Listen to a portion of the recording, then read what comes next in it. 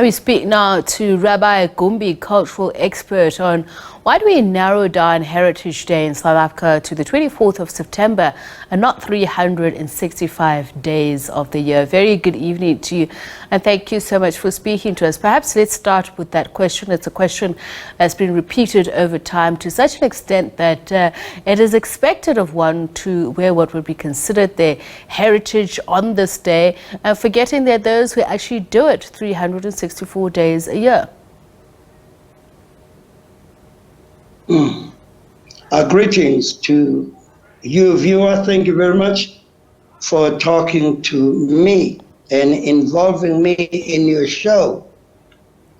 First of all, I would say the people who are colonized, or the people who are under colonization, whatever they do when they're supposed to practice anything, first the colonizer has to double check if this is not going to affect their work, because they are nothing but modern slaves.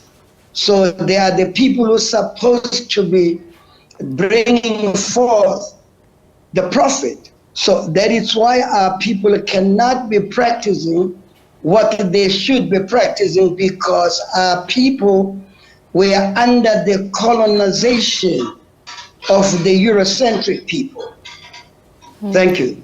Rabbi Gumbi, just talking about living heritage and the intangible aspects of it, some of which has been inherited from colonization and apartheid. How should young South Africans consider this? First of all, we will need some teachers to decolonize the youngsters, not only the youngsters, because the people are known by their culture and their way of life. That's what the people are supposed to be all about. So the people, when you talk of our cultural was the everyday thing, was not something that we'll have to visit. Thank you. Okay. Heritage Day in South Africa is a cultural celebration of the diverse history, customs and traditions that have shaped the nation. So, as I say, and we're often reminded of this, the argument has been also a source of debate for a very long time. Who is South African? Who is an African? How do we situate this, given the fact that heritage also serves as part of the cultural expressions that we share, that is passed on from one generation to another? In South Africa, how has it taken shape post-democracy, and what room is there to improve that, to create a sense of synergy, that non-racialism that we speak about, but still remaining true to Africanism?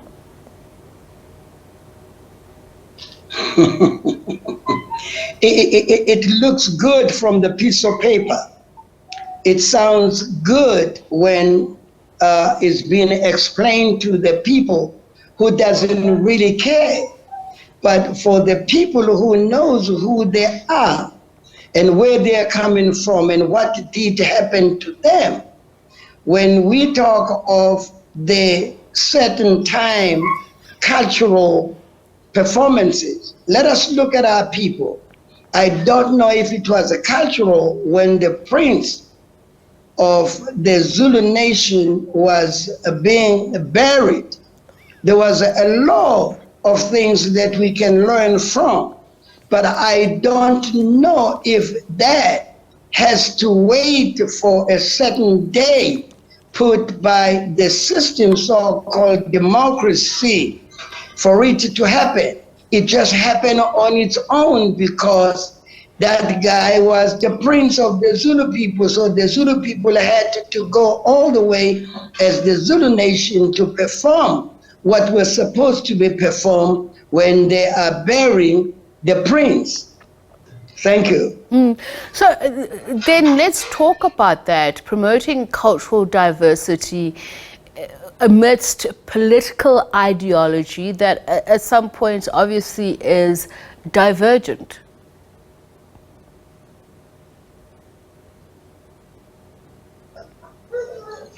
When you say we always been diverse, we always had too many different people from the different tribes who were performing and who were living.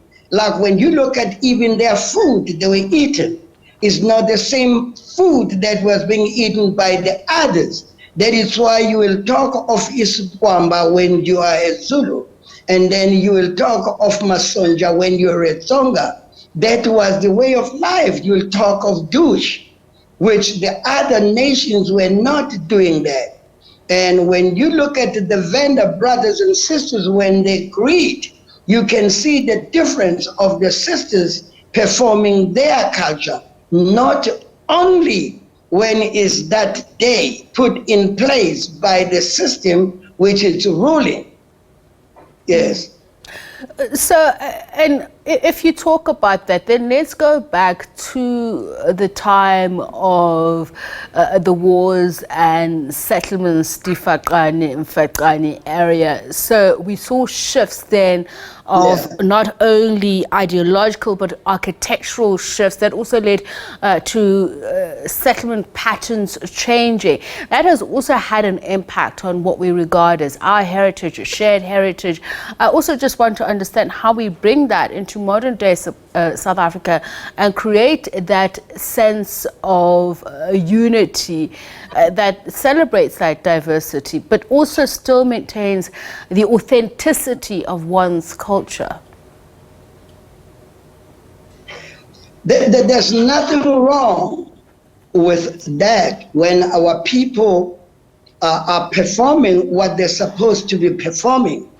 But I think it's more of trying to educate the young ones without decolonizing them of what are you saying. So even when you look at the dress code will be no longer authentic. The dress code, as you see, a lot of bindings, which you know where they're coming from, and the fabric that our people are using, which you know exactly where they're coming from, and who are they serving, and who is benefiting from them under the name of our culture. We are not ourselves. We suffer but peacefully, like we are not. So yes. what would help us to preserve that and also bring a better understanding through education for the younger generation? As I talk about the decolonization of the mind, is the thing, that's a main thing that bring our people to themselves. Who are they? Who are we? Where we from? What did happen to us? It must never be a thing whereby we will be told that no, you cannot go that far, because when you say that, you make the people feel the certain kind of way and they will retaliate against the certain kind of people. We never were racial. We never were racist people. We never were crazy about the cultures of the others as being classified as not right. We were the people, when the king of the Tsongas will go to the Zulu nation, the Zulu people will know that the Tsonga king is coming and he will be respected as a king with his dress code and his troops who are coming with him. Yes.